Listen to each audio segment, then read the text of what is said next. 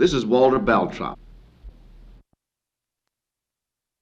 Sometimes on a Saturday night, if they can get a babysitter, Walter and I take our wives bowling. As you can imagine, Walter's a powerful bowler. He practically throws the ball down to the pin. Walter's wife, Wanzer, used to be a secretary.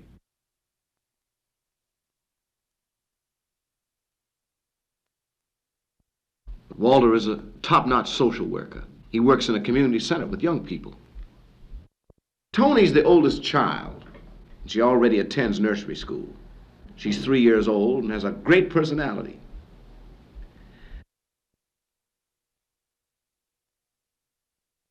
This is Saturday morning. It's the morning that Walter always tries to help out around the house. Many American men like to do a little work around the house. Even I like to wash the dishes now and then. On this morning, Walter's going to help with the breakfast. His specialty is pancakes.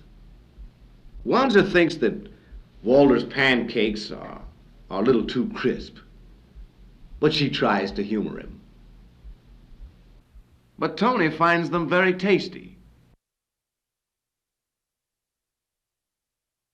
I'd like you to meet another family here in Brooklyn, the Smiths.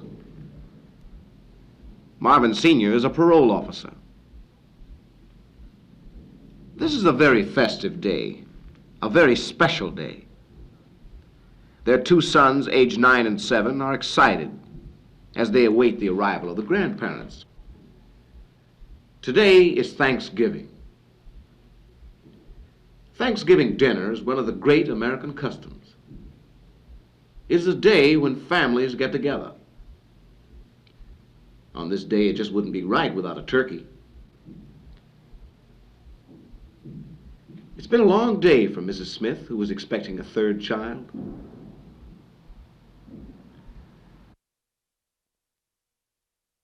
Father says grace. This is the important thing about Thanksgiving: to give thanks for the blessings of the year. To me, Thanksgiving is a day where you're home. It's a home day. So you have a lovely home and then take somebody out to dinner on Thanksgiving Day. You know, something missing. In another part of town, at an old folks center, people of another generation are celebrating Thanksgiving too.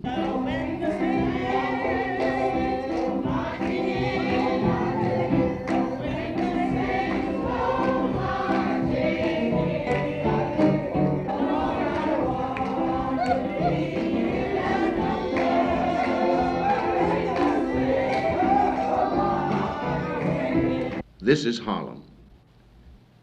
Harlem has always had the reputation of being a place of music, gaiety, and excitement.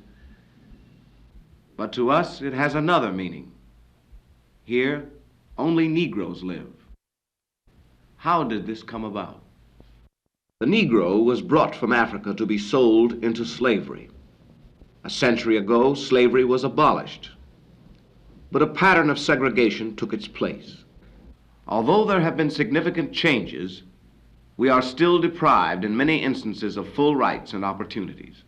For example, there are hospitals in which the surgeons we saw earlier are not allowed to practice. And in some states, we are still restricted by signs like these.